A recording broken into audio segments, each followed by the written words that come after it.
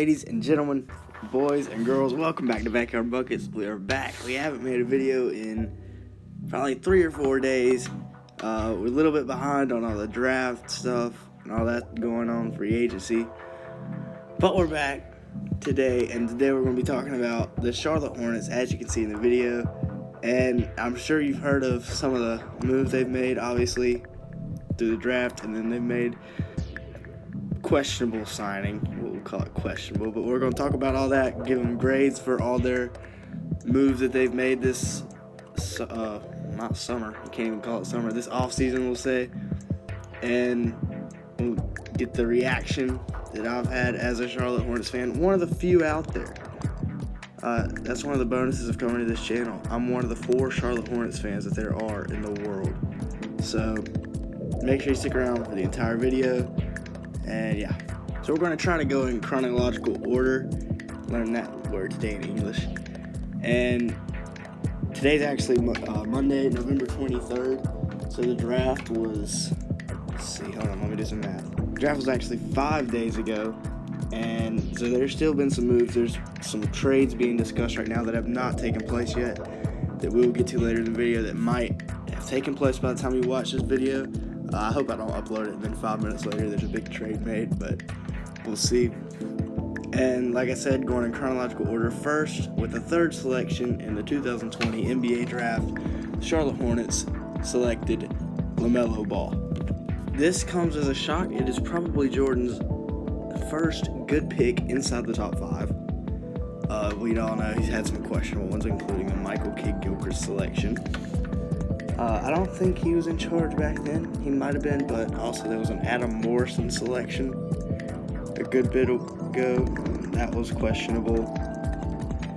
Yeah, we've had some bad draft picks. But he really turned it around this year. Because with the 3rd pick, the Charlotte Hornets selected LaMelo Ball. A lot of people said he's the best player in the draft. He's one of the younger prospects in the draft. As you know, he reclassified. So he should still be in the 2021 draft class. He's been playing professional basketball for 2 years in Lithuania and in the National Basketball League, I think, the Australian League. But yeah, he was balling out there. Won Rookie of the Year, I'm pretty sure, or would have won Rookie of the Year had he stayed before all the Corona. And I think he has the most potential in the draft. Obviously, I think James Wiseman would have been the better selection, just because of he's a better fit. I wouldn't say better selection. He's got the better fit because obviously we need a 5. We can't rock with Cody Zeller forever, and we already have 2 good guards. But Melo can slide in, and as you can see later, I made some adjustments that I think Borrego should make to the lineup.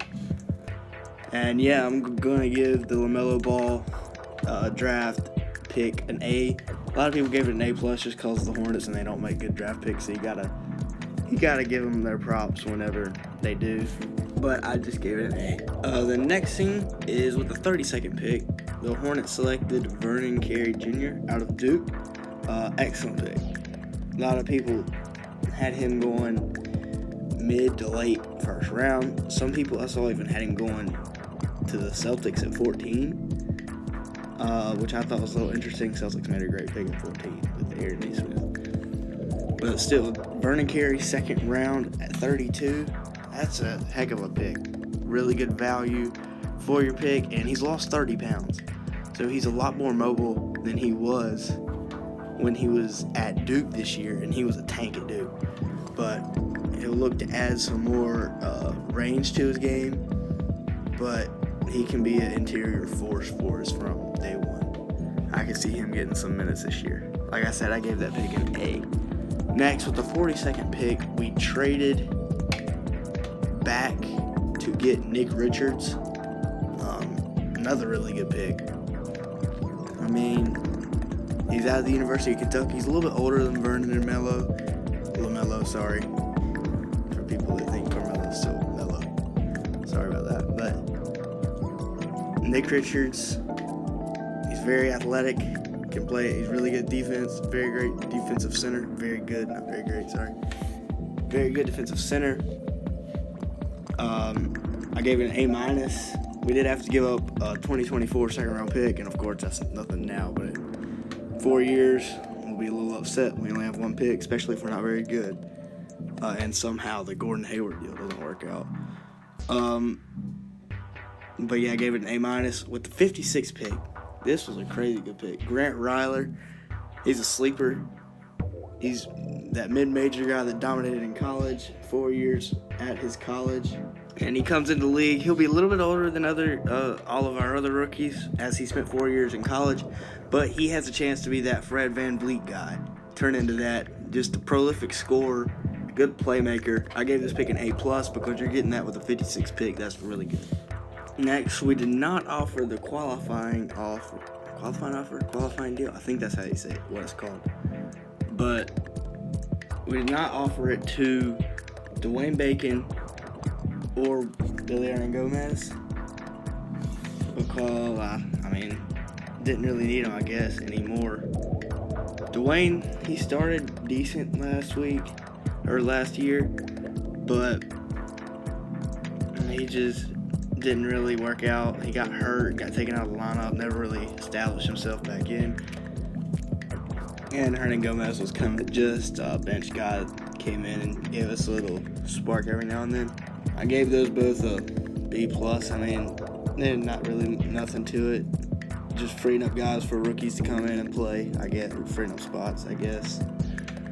Next up is the Gordon Hayward deal. This deal's not yet done. I'm pretty sure there might be some sort of sign-and trade with Boston, including like Nicholas Batum and Malik Monk. I'm not sure yet. But as of right now, the Hornets signed Gordon Hayward to a 4-year, $120 million deal. And they cut Nick Batum finally. Unfortunately, we'll be having to pay him $9 million for the next 3 years.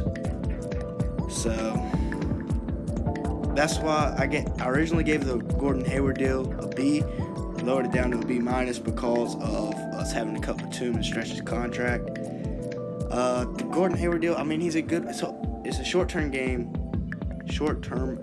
long-term loss for the Hornets. He'll be really good for us the first 2 years, provided he stays healthy, because he can kind of do a little bit of everything. He averaged 17 points as the fourth option last year on the Celtics. Great shooter.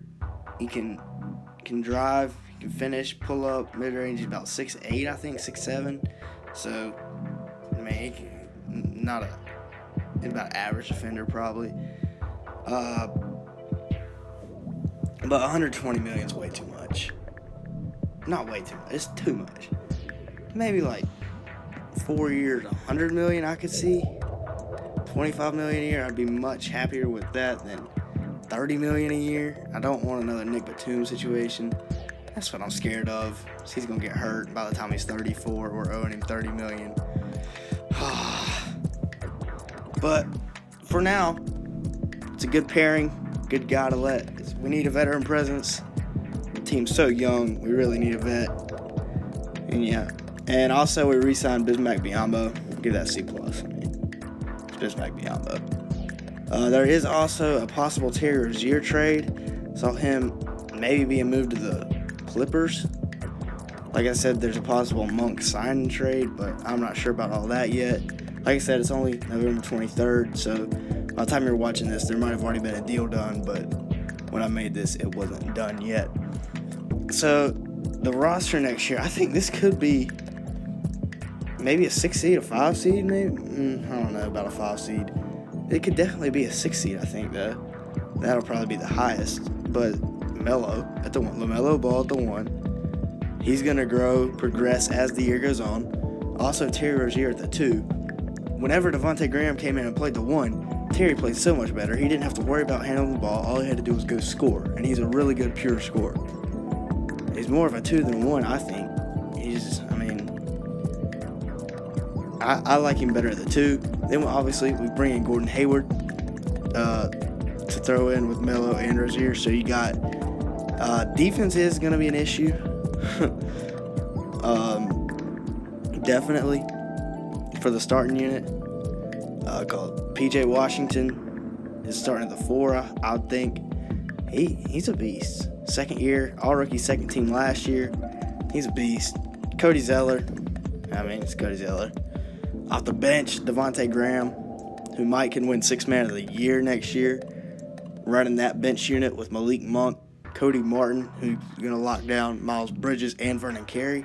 That bench is going to be really good, really young. Got a lot better defense in the first unit, a lot of scoring. And then you also got Grant Ryler, Caleb Martin, Jalen McDaniels, and Nick Richards that you can plug in. So I'm really excited about this year's Hornets team. But that's going to be the video. With that being said, make sure to go like and subscribe. It only takes a second. And see you next video.